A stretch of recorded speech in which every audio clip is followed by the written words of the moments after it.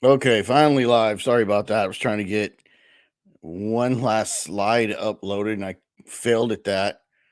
I don't know why it didn't work, but I was trying to close out some stuff too because I'm using the green screen because I got so much junk behind me in this room. I wanted to do this green screen. So I just got my notification for this show on my cell phone. So um hopefully everybody will get the notification when it goes out. I know a lot of people don't ever get them. I mean, I subscribe to like 50 YouTube channels and I only get two regularly. I only get two notices, and I click the bell. I do the whole thing. And by the way, now that I'm speaking about that, don't forget to subscribe to this if you're watching it and you have not subscribed yet. And please hit the like button. That will help me out a lot. If my lips are a little out of sync with what I'm saying, it's because I'm green screening, and I won't do that often, so it won't be as bothersome when I put a slide up. Appreciate it, Bible Group. Sometimes I want to just call you BG for short, your nickname. Not that there's anything wrong with the Bible. Bible's great, but sometimes I want to call you BG. Where was that comment? I want to go back to this comment. Where is it? Put this on the screen. While some people get it. Here's Mark's comment. I had to put Mark's comment up. Too tired and too drunk to stay up for this, Drew. Have a good one. I'll catch you tomorrow. Thanks, Mark. I know you just want someone to show you the way to go home. You're tired and you want to go to bed. You had a little drink about an hour ago and it went right to your head. Little shout out to Jaws. I thought that was funny. Yeah, this is a real strange case. The other Mark says, well, he's not too drunk and have a great show. Thanks, Mark. And everybody, thank you for tuning in. Everybody in the Drone. I got to just check real quick how my basketball game should be ending right now. Last I checked, we were winning. That's weird. I just hear my own voice come back at me through my phone because it's tracking this. So I'm just going to check the score real quick. I doubt there's been a miraculous comeback. So I think we had this game in the bag when I stopped watching it. Now it doesn't work. Can anybody pull up? Okay, here it is. Okay, of course, this is the night they don't want to give us a score.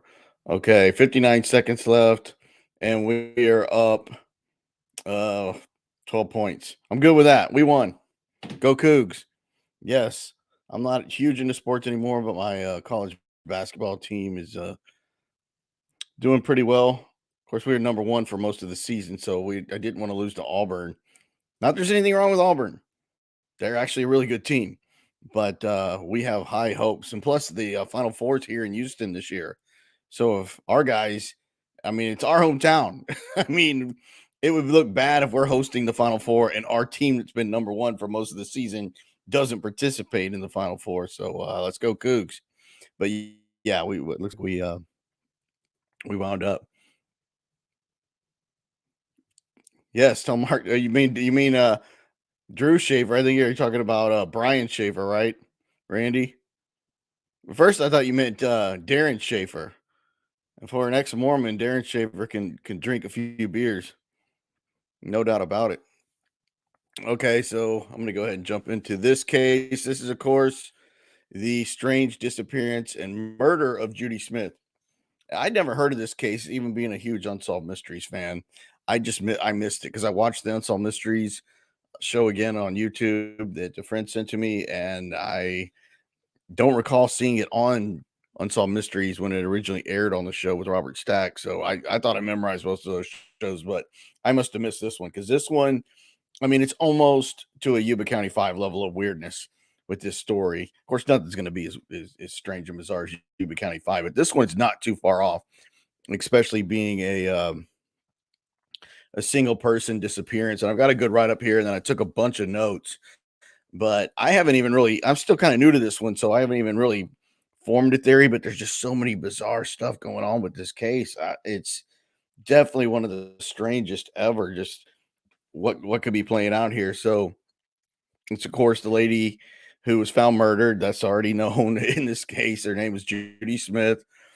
Um, her full name was Judith uh, Lois Eldridge. She was born on December 15th, 1946, in Hyannis, Massachusetts, and she was described as a kind and helpful person.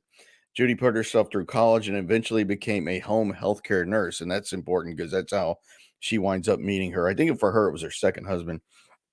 It says by 1986, Judy was twice divorced with two adult children, Craig and Amy, from her second marriage. She worked as a caregiver for a patient recovering from throat surgery. This was how she met Jeffrey Smith, who is the son of the patient. So that's how she met her husband that she was married to at the time that she disappeared, was that she was treating her future husband's father. Jeffrey was immediately struck by how kind Judy was and how much care she put into looking after his father. Jeffrey, a lawyer who was also divorced with a grown child, soon began dating Judy.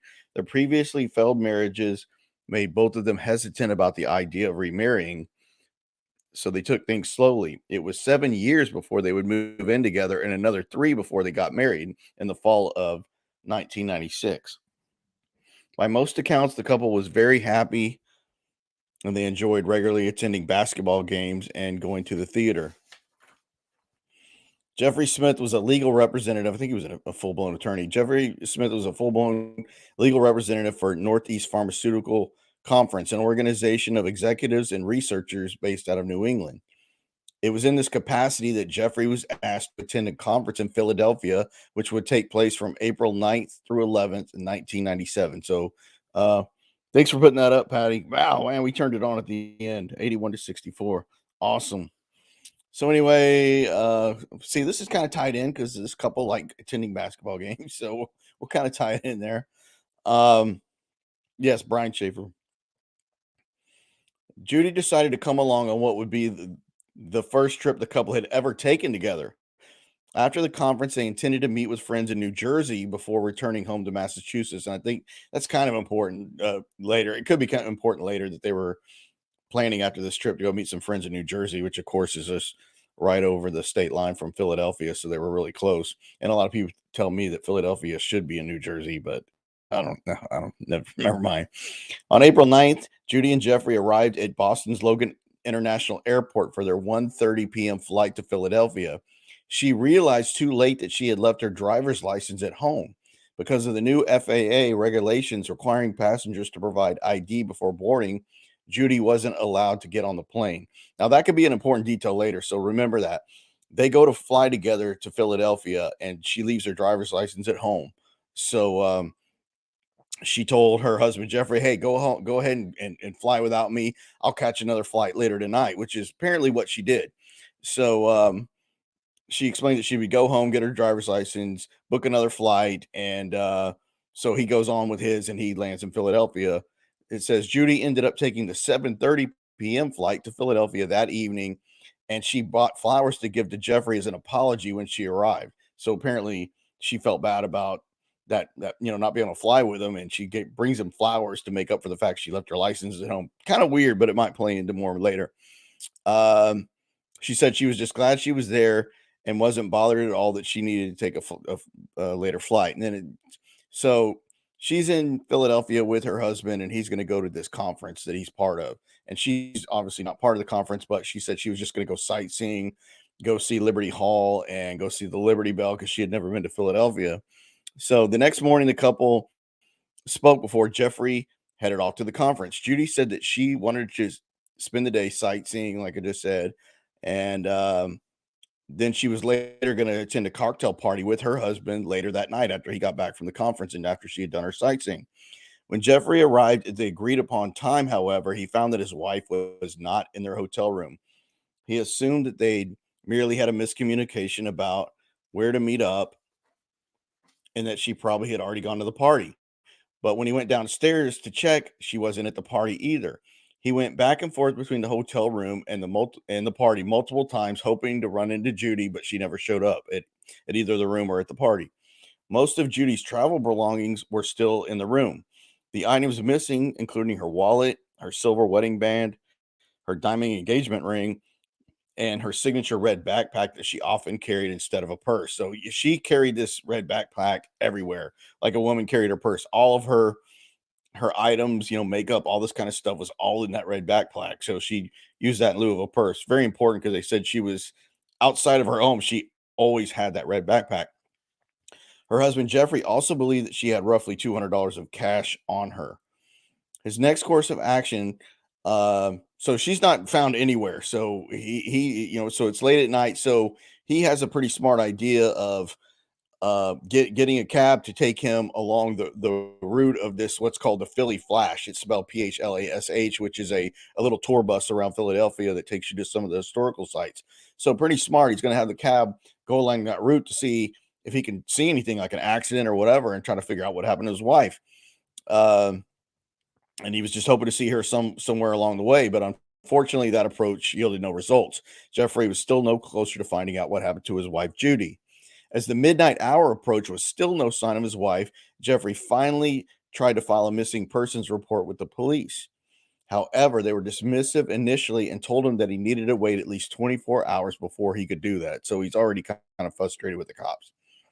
Jeffrey then appealed to Philadelphia Mayor Ed Rendell and Pennsylvania House Rep John Perzel, both of whom were in attendance at the conference, to convince police to take action. Sympathetic to Jeffrey's situation, they got the wheels in motion to start investigating Judy's disappearance. So initially, the cops were just like, "Hey, she hadn't been gone that long; she'll probably turn up."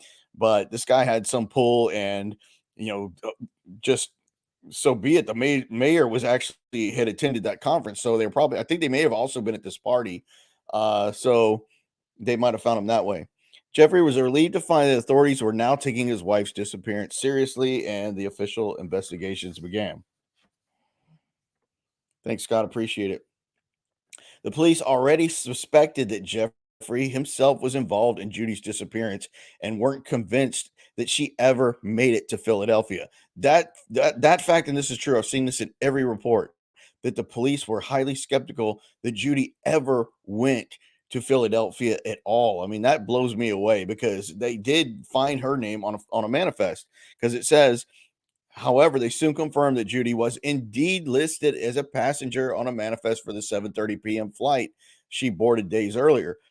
So, why do the police still believe she never made it to Philly? Unless I guess you could buy a ticket and you show up on the manifest, but did anyone from the flight actually remember seeing Judy? This could be important.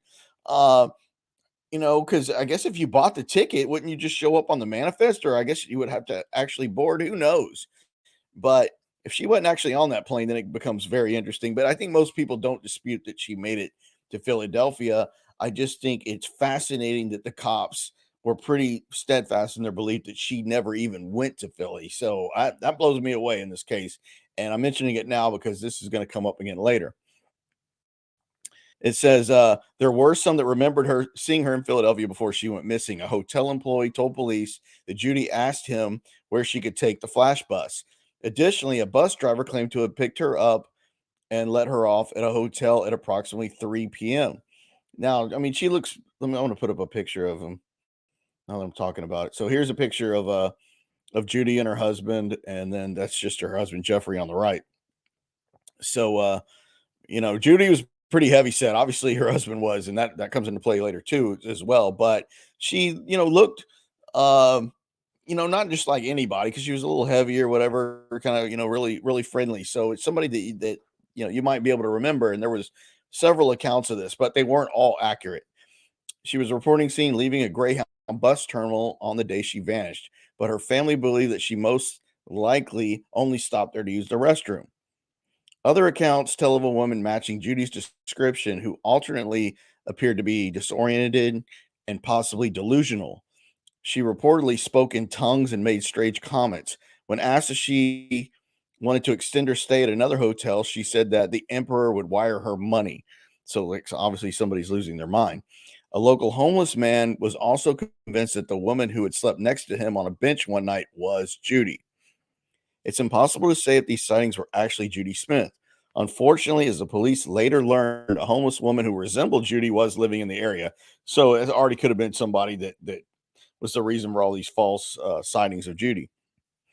In fact, this woman reportedly bore such a striking resemblance to Judy that even Craig, Judy's son, who along with his sister Amy had traveled to the city to look for her, mistook her for his mother when he first caught a glimpse of her from across the street. So that was no joke. Whoever this homeless lady was looked a lot like Judy, and it just made things even worse. Someone else came forward to say that he had seen and spoken to Judy while working as a cashier and the Deptford Mall in New Jersey. I think that's just over the state line, which is just 22 miles away from Philadelphia. The cashier recalled that the woman had said she was shopping for clothing for her daughter and joked that her daughter rarely liked the clothes she picked out for her, a detail that Amy later confirmed to be accurate. So not only did they get it right that she did have a daughter, which is, I don't know, 50-50, or not even 50-50. She could have had a son or didn't have kids at all. Got that right. But Amy did confirmed that she never liked the clothes her mom bought her. So that looks like a pretty accurate sighting, which is strange that she'd even go 22 miles from Philadelphia. That's a big point here, is that sighting. According to the cashier, when Judy was about to leave the store, she inexplicably appeared to become confused and tried to get a young girl to leave the mall with her, claiming the girl was her daughter. It's unclear how this misunderstanding was handled, though, as no other details have ever been released. With this, Judy Smith's trail went cold. That is amazing. That if that was, I mean, the same person that said the thing about the daughter, and her daughter confirms, was said that Judy tried to leave us, someone that wasn't her daughter. So maybe she was experiencing some kind of a mental lapse or a mental breakdown or something like that. That would make a whole lot of sense in this case if that's proven to be true, because that account looks pretty accurate. And then it says further investigative efforts and theories. At one point in the investigation, police considered the possibility that Judy had gone through a midlife crisis and decided to leave her husband to start a new life. Jeffrey found this insulting and explained that such behavior would have been wildly out of character for Judy. Jeffrey didn't give up on trying to find his wife. As soon as he returned home to Massachusetts, he hired a team of private investigators and distributed hundreds of missing persons flyers. Um, I'm going to put this up because this is actually one of the flyers. I don't know if this got touched up, but this one at the top left of Judy is the photograph that was on that flyer that Jeffrey sent out, and that was proven. I mean, he really got proactive in trying to find where his wife was. I mean, he was sending these flyers to hospitals in multi-state areas, police departments, everywhere. I mean, he was just flooding them, doing them himself. I guess with the old school fax machine. I mean, that must have taken forever. Uh, those close to him said that Judy's disappearance took a noticeable toll on Jeffrey. He even cut back on his professional caseload as a defense lawyer, explaining that now that I feel that I'm a victim, I couldn't in good conscience continue to represent criminal defendants. Amy, Judy's daughter, said that as far as she was aware, her mother's marriage had been going well. She spoke highly of Jeffrey, calling him an honest man who wouldn't even cheat on his taxes. And I do know that they interviewed Judy's daughter separately because they didn't want her in the same room as Jeffrey just in case he was trying to clue her or she felt uncomfortable or whatever. And so the police interviewed her, Amy, her Judy's daughter separately, and she said nothing but good things about Jeffrey. Nothing bad at all. So that really bode well for Jeffrey's innocence in this, because of course they're always going to suspect the husband, and he was no different.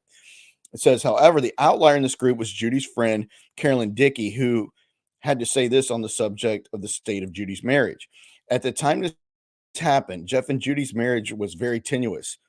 I believe that something did happen that triggered her to want to have some time away from Jeff.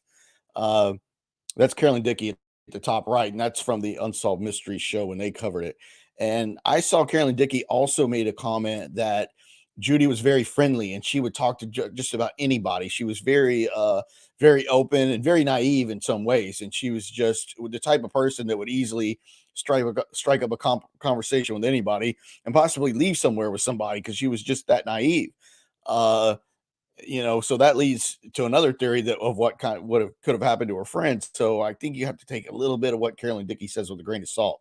But she was the only friend of Judy's that said there was any problem in the marriage, because everybody else said no, everything seemed fine to us. I mean, they had waited a long time. They didn't get married after not knowing each other a long time. They'd only been married 5 months before she disappears, but they'd known each other for years. And I think they had their share of arguments or whatever, according to Jeff. But from the most part, from the outside, the marriage looked good, other than that one statement from Carolyn Dickey, the lady at the top right. This says, if leaving was exclusively about wanting to get away from Jeffrey, however, Why would she leave her children and friends behind with no answers? Exactly. She's going to just leave him and not tell anybody. Why wouldn't she tell her daughter, hey, I'm not getting along with Jeff. I'm just going to take off? She never did this. If she did leave the city of her own volition, it seems more plausible that there were deeper issues driving this decision and even maybe a mental health crisis of some sort. So remember, going back to that sighting about the lady thinking she saw Judy and tried to leave the mall or wherever the store was with, I guess, a younger woman that she thought was her daughter. I don't know if this is a child. I need to look more into that. If it was actually like an 8 or 9 year old, because clearly this is Judy's daughter pictured on the bottom right. So, she was older, so it's not like Judy was confusing another, an 8 year old for an 8 year old. So I'd love to know whoever she tried to leave with, what their age was. And finally, and tragically, Judy is finally found. There were no further developments in the case till September 7th, 1997. So this is just about 5 months after she goes missing in Philadelphia. A shocking discovery was made 600 miles away in North Carolina. While hunting deer in the Mount Pisgah National Forest, a father and son found human skeletal remains near the Stony Fork picnic area.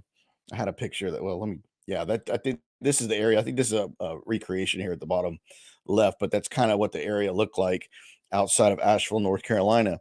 It said some of the bones had presumably been scattered by wild animals, while the rest were wrapped up inside a blue blanket and partially buried in a shallow grave beneath a tree. Notable items found on or near the body included $167 in cash, a a blue and black backpack, clothing, a wedding ring, and a pair of sunglasses.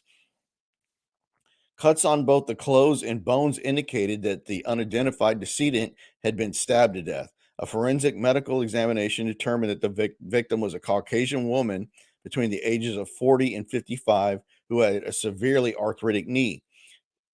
She had been killed several months earlier. The murdered woman didn't remain unidentified for long. A doctor in Franklin, North Carolina, read an article about the discovery and was immediately reminded of Judy Smith's case, which he had learned about months earlier from one of the flyers that Jeffrey distributed. So her husband actually was responsible for finding her remains. He contacted the local authorities and suggested they investigated the lead. The body of Judy, who was known to have a severely arthritic knee herself, was positively identified using dental records. The wedding ring found with the remains was also confirmed to be hers. At the time of her murder, Judy was wearing a different outfit. This one suitable for hiking than the one she was last seen wearing by her husband. Also, her red backpack was nowhere to be found, and her family didn't recognize the sunglasses that had been found with the body. Despite these unexplained elements, they never doubted that this was truly Judy. But how did Judy end up over 600 miles away from Philadelphia? Who killed her and why? Several aspects of this case continue to defy explanation. Though Jeffrey was evidently never officially cleared by the Philadelphia Police Department, they did come to the conclusion that he was unlikely to have committed the crime because he was suffering from health problems. It would have been logistically difficult, if not impossible, for him to have committed this on his own, especially without leaving either evidence or witnesses behind. A much likelier explanation is that Judy was murdered by someone else, either a stranger with homicidal intent with whom she had the misfortune of crossing paths, or perhaps someone she knew and had gone to North Carolina to meet up with. Sadly, we may never know the answer. Uh, I got a little bit more. And then I'm going to go into now. I'm going to go into some of the theories. Some have theorized that Gary Michael Hilton, aka the National Forest serial killer, may be responsible, as Judy's body was discovered close to where Hilton had left one of his other victims tied to a tree less than a year before. He has never been definitively tied to Judy's case, however. Gary Michael Hilton was a National Forest serial killer. Um, so yeah, that's one of the leading ones out there. There's another serial killer uh, that would dump bodies in that same area, but I think they pretty much ruled out it could have been him. I think his name was Jeffrey Smith. Had passed away in 2005, having never learned the idea. Okay, this is when her husband passed away. He passed away in 2005, never having learned the identity of his wife's murderer, nor how she ended up 600 miles away. In 2016, York County District Attorney detectives reopened Judy's case with assistance from Pelham Township Police, which is the investigating agency of record. In addition to re-interviewing witnesses, investigators conducted an audit of all the case files and reports. Physical evidence has been examined, and numerous forensic testing options are being considered. The investigation was described as progressing, and I don't know how old when this was written, but that is the first thing I think of because they found these clothing items from her. So, did they get any kind of DNA? I mean, if the guy's stabbing her with a knife, maybe he gets cut himself. I mean, assuming it could be a woman, we don't know that it's a male or female that was responsible for stabbing Judy. And then we go back to let me put this back up. Her husband Jeffrey, you could tell in this picture here on the right. This was from the Unsolved Mystery Show. He was morbidly obese. I don't know what he weighed. I think he was over 300 pounds. They knew that he could not have been responsible for his wife's murder because she was found pretty far out into the woods in an area where Judy was pretty heavy herself. They know that somebody could not, like a single assailant, if you will, could not have carried her out there. She had to have gone out there under her own power. Maybe being forced to walk to where she was eventually murdered. We don't know, but she could not have been carried, especially by Jeffrey, who was morbidly obese. There's no the way that guy could have walked up to themselves. Now you look at the possibility that he hired a hitman. They don't know why he would have done that. He was on his third marriage. He'd been married to Judy for 5 months, but they had dated for years. Judy had been married twice. It just doesn't seem plausible that he needs to do that. They hadn't been married that long, so probably didn't accumulate much money while they had been married for her to take off with a lot of money. So why wouldn't he just get divorced? I mean, instead of why would he hire a hitman? It just that really makes no sense. It's not impossible, but it's highly unlikely.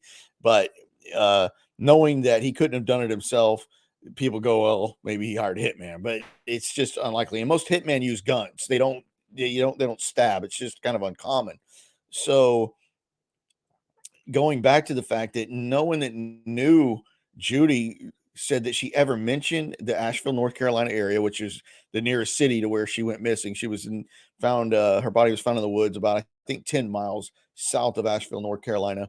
Had no connection to Asheville, had never mentioned wanting to go to Asheville or the forest around Asheville. So no one had any idea how she winds up there.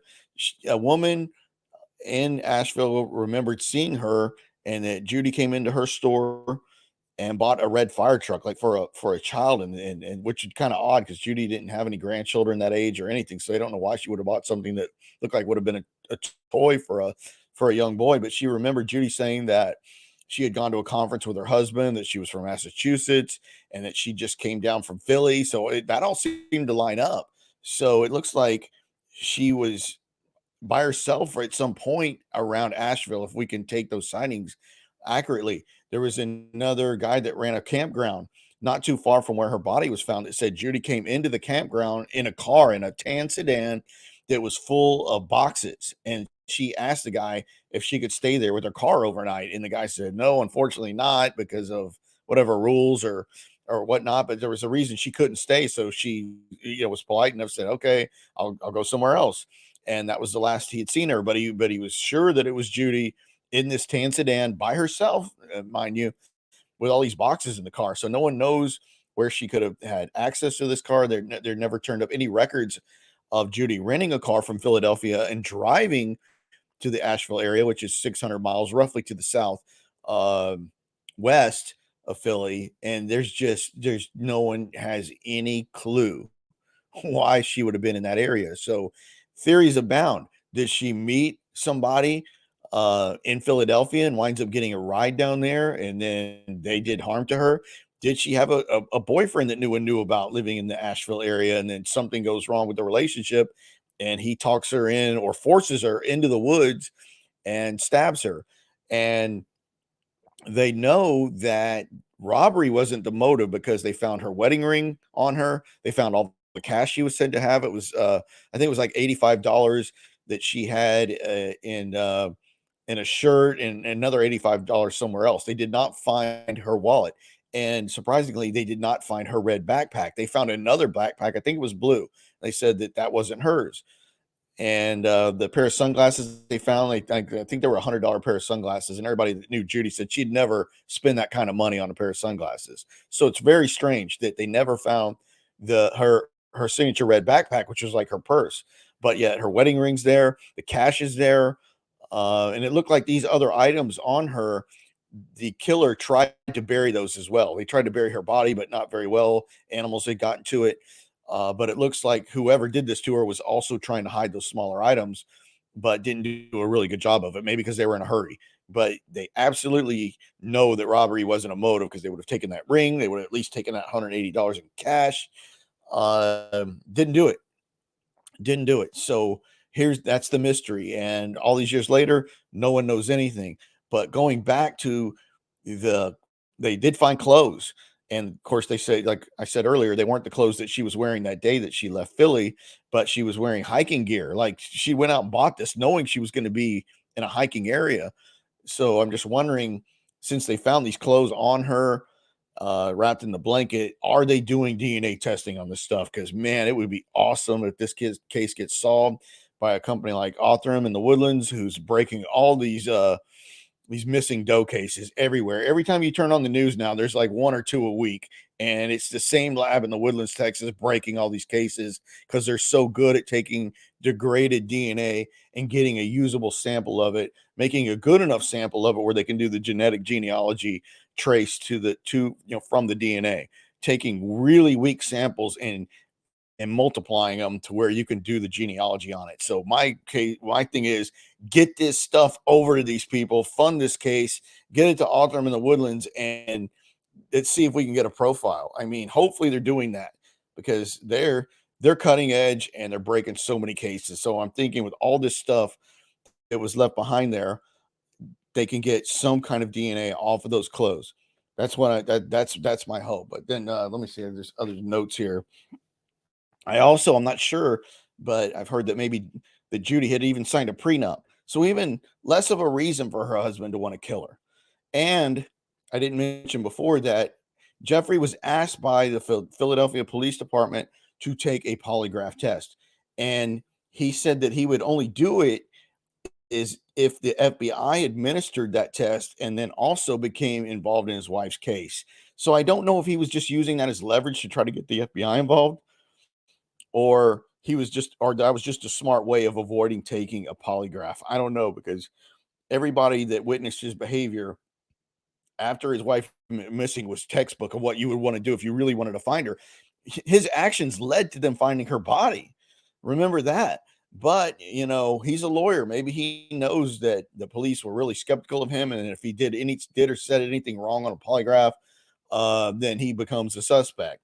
I don't know, but he refused. In the point of view from the Philadelphia Police Department is that he just didn't want to take a polygraph. Like he basically refused by making these demands that to be given by the FBI, because at the time that Judy went missing, there was nothing that would make the FBI get involved. But now that they found her body from across state lines, maybe they could have revisited that. But Jeffrey never took a polygraph regarding his wife's disappearance, and now he's passed away. So if he had anything to do with it, those secrets are buried with Jeffrey. But I don't know. Read into that what you want. It's kind of like Clint Florence in the Brian Schaefer case. He never took one, maybe because he was advised to. And with Jeffrey being an attorney himself, maybe he just knew that wasn't a good deal, but he did seem to trust it if it was going to be given by the FBI. Of course, that was unfortunately never ever done. Randy, any info on where she got the hiking gear? Good question. I don't know. Store with video camera and showing a possible companion. Yeah, I'm sure they thought of that. But that's a good question. Did they trace the hiking gear? Like, I think she was wearing hiking boots. Um, what they described as hiking gear. So yeah, see where these stores were and try to find that, because the sighting of her in the car, of course, that she didn't have anyone with her. And then the lady that saw her at the store where she bought the little red fire truck or whatever, uh, the person there did not recall seeing anyone with her, not a male or a female. Really strange. Patty, the husband was smart. I read that he went to Harvard Law School. I didn't know that. And his father was a big time wealthy lawyer. Wow. No, I did not know that. That is interesting. Yeah, I understand he did pretty well, but I didn't know he was went to Harvard and all that and was that big time. Uh, but man, if he did it or had something to do with it, I mean, he really put on a good show, sending all those flyers out, which actually led to finding her body. I mean, it's nuts. Scott, for many years during the fall, that region of North Carolina becomes absolutely saturated with campers and sprinter vans. Yeah, I understand that a lot of bodies turn up there. It's just thick, and there's a lot of people there, like a recreational area, not far from where she was found, was where I think they call it the sliding rock, where you slide down this giant rock and kids like it, and then you'll go down in this little clear water pool, because the rock after all the years it's been smoothed out by all the water. Um, I don't know. High traffic tourist area, and anyone bugging out a camper off grid would naturally gravitate to the area. True, but thinking about Judy, why would she even agree to go out there if she had such a bad arthritic knee? She was very overweight, not as much as her husband was. I mean, he was literally morbidly obese, over 300 pounds. But Judy was pretty good size. I mean, why would Judy even volunteer or unless she was under duress or under threat to go up there, why would she even do it? And if she did, was she going to have time to go get hiking gear to go up there and hike at all with that severely arthritic knee? It's just insane. I don't know. I mean, this one's baffling. Why how does she wind up there? And then how does she wind up deceased from a knife, and all her items are basically still there, other than the red backpack. I think they found a blue backpack with her, and the police believe that belonged to the killer, as well as the designer sunglasses. I don't remember the brand, but they cost about $100 at the time. So not real crazy expensive, but more than like a Walgreens pair of glasses or something. But man, hopefully they bagged all this evidence without touching it with their hand, used a glove, and it could be touch DNA tested. That's my hope. Get it to David Middleman in the Woodlands, Texas immediately. Fund this deal. This is an open murder case. I know there's a lot of these missing does and all that are getting ID'd finally, and that's answers, which is great. But this is a murder case where somebody killed her. We know it. And it's not such an old case that the perpetrator could still be alive and to actually face justice. Those are the best ones. I mean, it's great when they finally get closure, find some of these people with DNA, but so often they die. They find the guy, and he's just some dirtbag that had done it before. He died in prison, or obviously these disgusting killers have terrible lifestyles, so they wind up dying really early and don't live very long lives in a lot of cases. But maybe this dude that did this is still alive, and he gets nailed by touch DNA from some of those items. So if this dirtbag is watching this or anything else, you better be scared of this dude down in the Woodlands, man, because he's good at what he does, and he is solving this stuff left and right because he takes degraded DNA and builds bigger samples so where they can do the genealogy trace. And the people are getting so good at doing the genealogy because it takes time. You got to find, okay, here it is. It's matching to this guy. He had a brother over here. These people moved to the West Coast, blah, blah, blah. So it takes time to do the trace. But they're getting so good at this that it's getting even faster. And the databases are better. The people that learn that skill are even faster at it. It's all in house. So if this dude left any of that DNA on any of those items, he better be sweating at home tonight because there's going to be a knock at your door, my friend, because the technology is there, and it was not there when she was murdered. So that is absolutely my hope.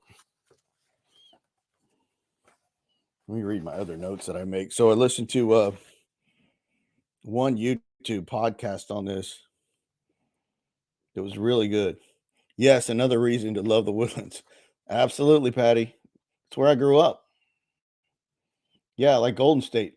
Exactly.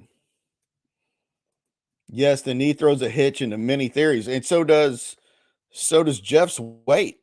There's no way Jeff did it. There's no way Jeff couldn't probably go up to where she was found on his own power. I mean, he's huge. I mean, You can tell in this picture here of Jeff, there's no way that guy's making it to where she was. I mean, they didn't say it was like totally inaccessible, but it was hard enough. They knew that there's no way one person could have gotten her up there. Now, maybe two men could have gotten Judy to that area if there was two people involved in her death. Who knows? Yes, there's going to be a knock at your door, my friend. Love it. There will be. And a lot of these guys, you need to be scared of what this guy's doing down in the woodlands. Look at your news. Go look up missing Jane Doe or or John Doe or Jane Doe identified and go see who nailed these people and found out who they were after all these years. Why are they all being done now? Because this guy knows how to amplify the minute touch DNA samples. So be afraid if you left her any of your if the bad guy even touched that stuff. She was found wrapped in a blanket, by the way. She was found wrapped in a blue blanket in a shallow grave. Animals had already gotten to her, but there could have been fibers on there. There could have been anything. So hopefully this guy's nailed by the DNA. So yeah, it was 11 miles south of Asheville, North Carolina.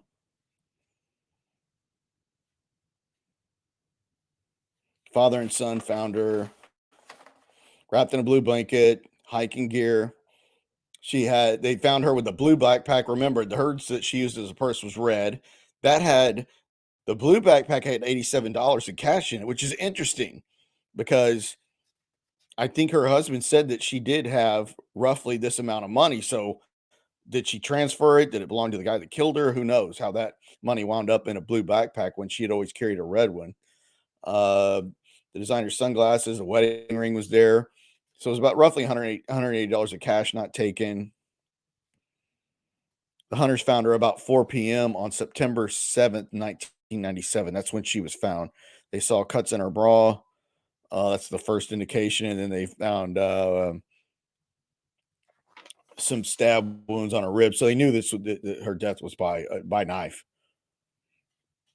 Cuts on ribs, homicide by stabbing. The doctor that got the flyer from Jeffrey was Dr. Parker Davis. And then he got it by a fax, and he had remembered, this doctor remembered the fact that she had an arthritic knee, that was some of the information that was on the flyer that Jeff sent out, that she had an arthritic knee. So when they found the body in the woods and they reported on it, they put that bit of information out about it, that whoever skeleton this was, they could tell under examining it, that she had a severely arthritic knee. So that's what triggered this doctor, when he heard about it, that he had received that flyer from Jeffrey. So that's how the two got together, and they had finally identified that it was Judy, was that arthritic knee, and that doctor remembering that piece of information from the flyer. So that's amazing.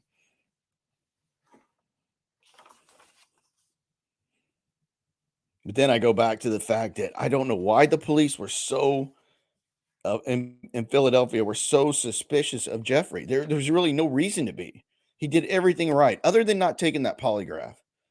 He did everything like he should have. So I don't understand that. And why they believe that Judy had never made it to Philly. So I go back to the fact, okay, her name's on a manifest. What does that mean? Does that mean she physically had to check in? And then you go back to the fact that she left her license at home. But remember, that was still pretty new back then. So if you flew a lot, and that was still a relatively new requirement, to have your ID on you. I mean, it definitely wasn't DB Cooper days. Maybe that was just an honest thing to forget it. But it's also weird that she felt bad enough about it to bring him flowers when she gets to Philly. So that whole deal in there is a little weird.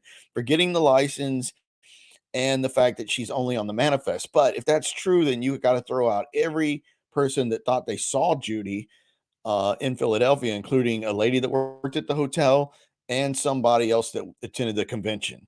But I think there was only like two that were pretty darn sure she was there. Another comment was made by a lady that worked at the hotel and I guess led an officer in. I don't remember how it played out, but they noticed that Judy had not changed clothes. So supposedly she gets there that night in Philly, like whatever time it is at night, but she sleeps in the hotel in Philly with Jeff that one night. But they didn't find any change of clothes at all. And her daughter said that wasn't too unusual for her, but other people thought, no, this is kind of weird. Like if you came here for the night and then you were going to do something in the morning, like go to the Liberty Bell or Independence Hall or whatever, that you'd at least put on a new change of clothes. But her daughter said that wasn't too out of character for her. But the person that noted it said they thought it was weird. So, it's like Yuba County 5. As soon as something starts making sense, it makes no sense. Uh, and why the police thought she may have never been in Philly. That just blows my mind. Did they know more than they're letting out? Is my thing. I don't know. I can't get over that. Why would the police even think of that? So if she makes it to Philly, goes to the hotel, she has to know what room to go to. There wasn't cell phones back then, so how does she know? I guess maybe there was a phone call that night and he said, I'm in room 507 or whatever. Is there any record of her going up? And, I guess he had already checked in. He had the room and the keys, but would she have to go to the front counter and say, hey, my husband's here. Can you tell me what room he's in? Who knows? There's just so much more here to dig into. It's a dual mystery. Why was she there and who stabbed her? Why was she in that area and who would have killed Judy Smith? I don't know. So that's all the background I know of is right there. So definitely let me know what you guys think. Scott, she seems like she went missing in the summer, but her body was found dressed for hiking in the fall. Good point. Maybe she threw out the red backpack when she ran off. Oh, starting a new life. Maybe she wanted to get rid of her old trademark red backpack. True. Um, she could have. Her friend said that was something that she might have done, but why wouldn't she tell her daughter or anybody? Maybe it was like a Brian Schaefer. Maybe he just went off too and started a new life. But it's interesting that Carolyn Dickey said that their marriage wasn't going as great as some people said. But Carolyn Dickey, I also remember her saying that Judy would talk to anybody. She could probably walk off with anybody because she was just that friendly and that naive. So, which is it for Carolyn? Does Carolyn think that Jeffrey and that relationship had it, or maybe Judy just needed some time off? And I think Carolyn Dickey's also the one that thought that leaving the driver's license at home, she knew she wouldn't be able to fly, and that was her way of not having to ride on the plane with Jeff, and then she starts staging her disappearance, or to go be with this other man possibly who maybe lived in the Asheville area, or he lived somewhere else and they wound up in the Asheville area and said, hey, let's go hiking. And she didn't want to admit to Jeff that she had this boyfriend or whatever, so she couldn't even confide in her own daughter that she has this other boyfriend. That's just one of the endless rabbit holes of speculation of what happened to Judy Smith. It's crazy. Maybe she joined a cult and they sacrificed her. Yeah, it could happen. That's not out of the question. That'd be a good place to be doing it up there in the moonshine in the moonshine hills of North Carolina. Yeah, it might take months to do that. Similar questions about Yuba County 5. Yeah, this case has so many. It's so similar in so many ways. Mysteriously deviate and found way far away from anywhere they should have been. Yeah, it does. It has these Yuba County 5 overtones. That's why I'm blown away. I didn't know about this case years ago.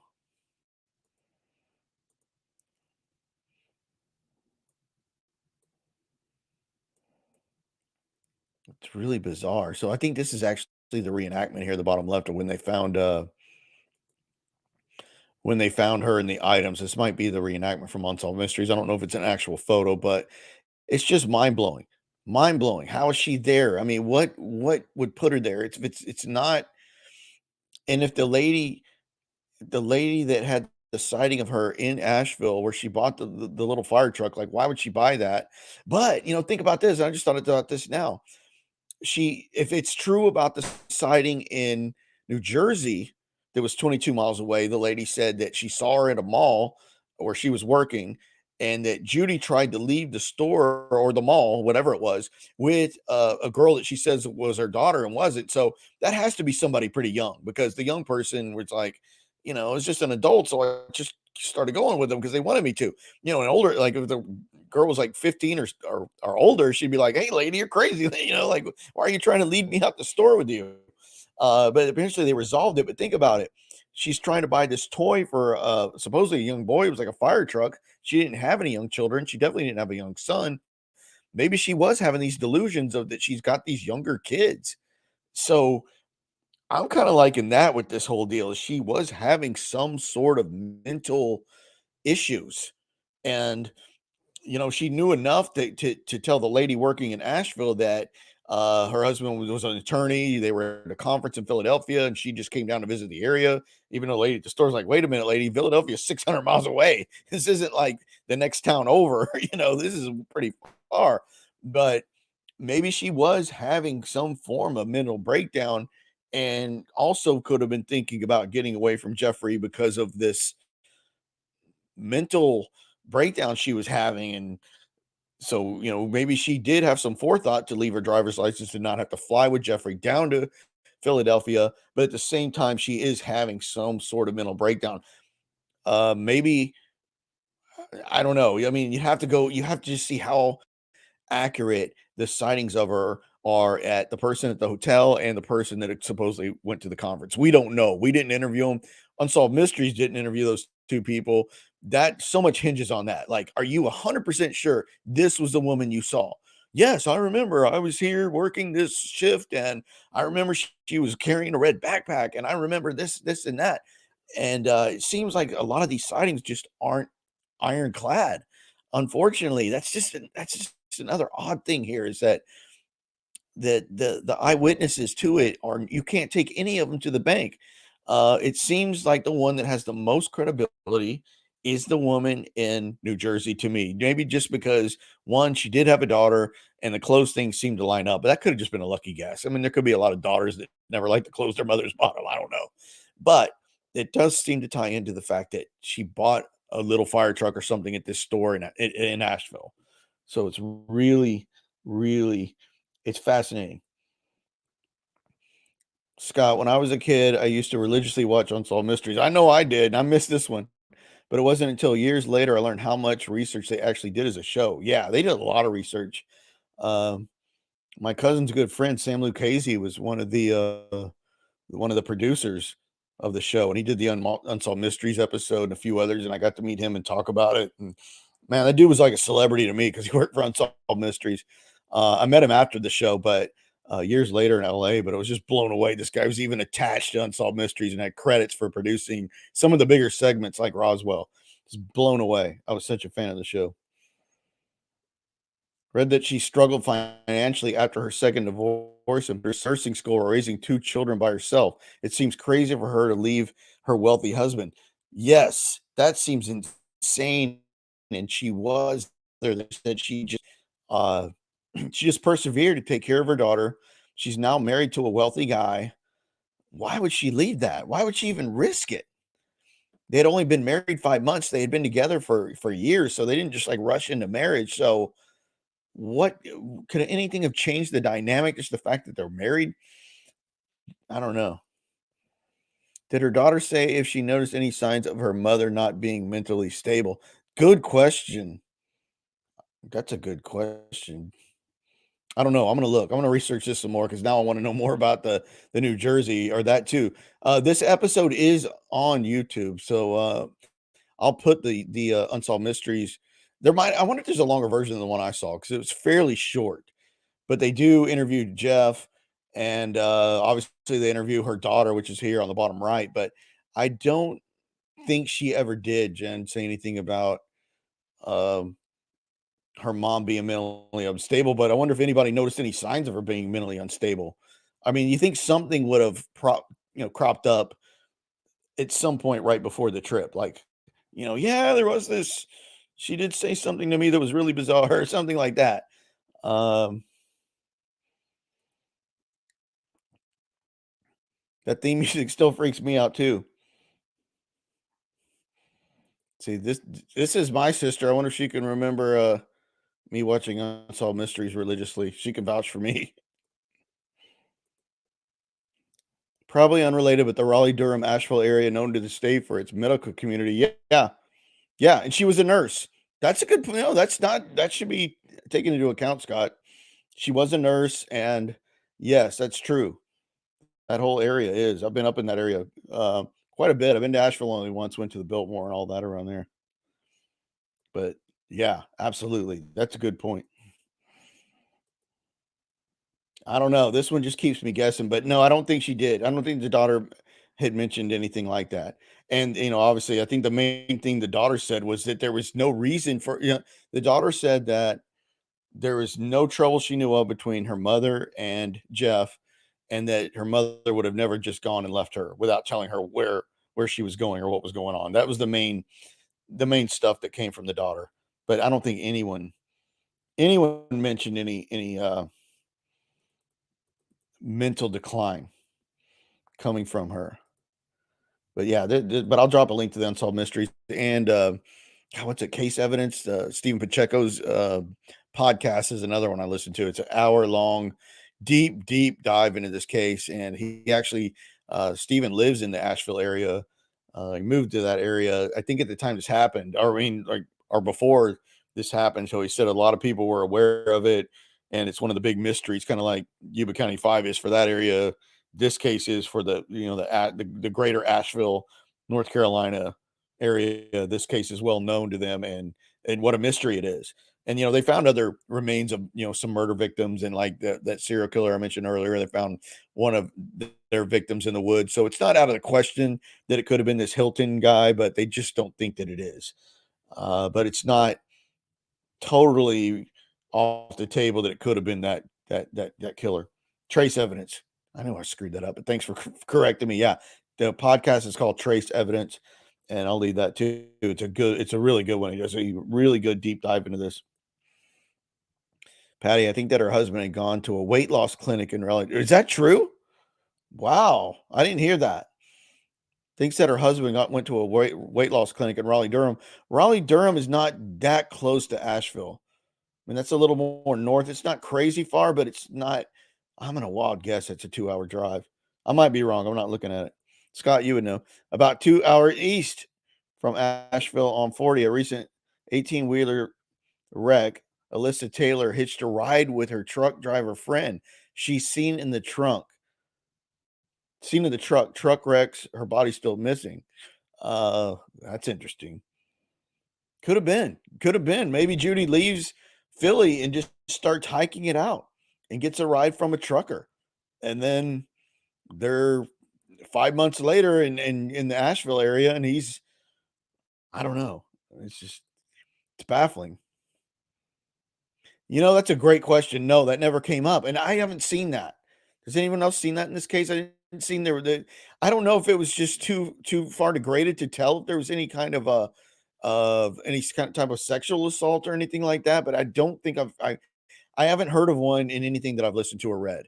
I think at one point I read that they didn't think that there was, but with 5 months out in the woods in those conditions and the animals getting to the remains, I don't know because maybe they could have studied the clothing and then seen if there was any evidence of it. I have not. No, I didn't mention it, but it does bear mentioning that no, I have not seen that reported in this case that there was any type of sexual activity. You read it on the internet, so it might be true. It just said her body had stab wounds. Yeah, I never saw anything else. Hi, I'm not Paul. Yeah, it just said they found her bones and her teeth. Yeah, that's how they were pretty sure it was her when they saw the thing with the arthritic knee, but then it was 100% confirmed with her dental records. She had had a lot of dental work done over the years, so they knew that's when they got their 100% confirmation. But that's it for this case. I'm going to definitely follow up on all that. Was she acting strange before she left? How accurate are some of these sightings? I think they put a lot into the one where the lady saw her in Asheville, where she bought the little truck and said that her husband, I mean, that lady said that she seemed perfectly normal. I mean, it would have been weird that the lady didn't follow up and say, wait a minute, your husband Is it a is it a conference in Philadelphia and you just drove down here for the day? 600 miles? I mean, maybe 100 miles, but it's 600 miles away. You think she would have caught the fact, like, wait, did he come with you? Or maybe she didn't ask any more probing questions, but that lady said that she seemed perfectly normal.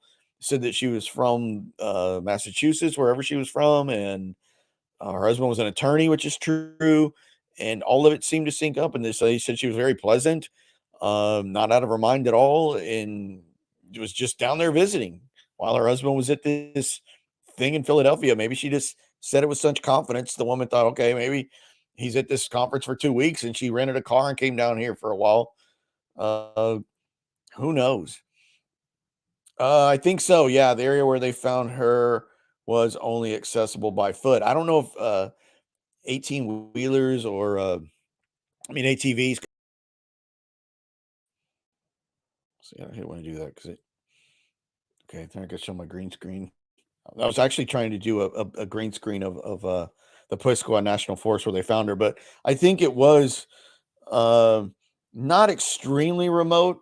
But keep in mind, it took those hunters, the father and son, 5 months to find the remains. So if it was real heavily traveled, I think they would have found her earlier than 5 months. So it's kind of out of the way. Maybe ATVs could have accessed it, but I don't. But that's a good question. Maybe if a car could have gotten up there or not, because then it could explain how she got up there. But they surmised that someone walked her up there because she would have been too hard to carry. I mean, I think even two people carrying she was pretty big, pretty large lady. I don't even two people um would have been hard. Hey Anthony. Yeah, I put the reminders out, but sometimes people don't always get them. I get yours though. You're one of the few I get, Anthony. When your notices go out, I get every one. So whatever, if you're doing something right on your end, let me know because I always get your notifications. Yeah, this one gets more and more mysterious the more you look into it. It's a lot like Yuba County 5. Shout out to the person that brought it to my attention because this is the kind of case I've been looking for, which is uh which is amazing. 'Cause it's mind blowing. But I'll put the links in there. I'll put the unsolved mysteries in it, and then the trace evidence is good. And I'm sure there's lots of videos on it. But like again, I said, hopefully this guy in the woodlands is gonna nail this dude because he is a DNA master and every week they have case announcements. I mean, Jane Doe, John Doe discovered another murder case they solved. One of the famous cases they did this. The perpetrator was still alive, married, and no one that knew him it blew their minds that this guy could have been responsible for the murder he did. And he thought he was off scot free until they took that degraded DNA sample from that crime and built it up and did genealogy on this dude, nailed him. Got him in prison, still alive. Dirtbag. And hopefully they get this one. Heather Teague. I've heard that name, Randy, but I'll check it out. Yeah, yeah, check it out. It's there. It's let's see. You know what? I'll tell you right now. I know I got it somewhere here. But yeah, I'll put it in there. It's one of the few I don't remember from Unsolved Mysteries. Oh, I'm locked out of my email, but it's always locking me out. I don't remember which season it is, but you can find it. Yeah, if you just search for taxation be theft. She could easily be moved to a remote area with a deer cart. Good point. By with a deer cart by a single person. That's a good point. Yes, a deer cart would have been. And probably no shortage of those around that area in the woods around Asheville. I've been there. Actually, I stayed at a cabin in Burnsville, North Carolina, not real far from there. And man, beautiful area, but it was dense. I mean, you definitely see some Bigfoot. Uh, You'll see some Patty Gimlins running around that area for sure. I think it's called Burnsville, North Carolina. Dense forest, but beautiful. Little churches and hillsides but yeah, deer cart, you could have easily moved the body. Uh could have taken her up there that way, So maybe she was stabbed somewhere else and then brought there. But I don't think her husband could have made that walk either way, but good question. But yeah, I'll go ahead and put in the link to the unsolved and the trace evidence, but that's all I got on this one. And then there's the pictures again. These are from Unsolved Mysteries, but man, it's a great case. I'm definitely going to stay on top of this one. And if anybody at Autham's watching this, or David Middleman, but whatever, man, just put up a funding site for this case, and I'll get some people to chip in if it, if you get a shot at any of the items from this murder. Uh, man, I will go out and fund for it to get the funding to do the DNA testing. Thanks, Bible Group. Stay on it. How are you? That's all I got. Thanks for everybody for tuning in. Doing something again next week. I'm not sure what day. Probably Wednesday, but maybe Monday. Never know. Thanks, and be sure to give the video a like.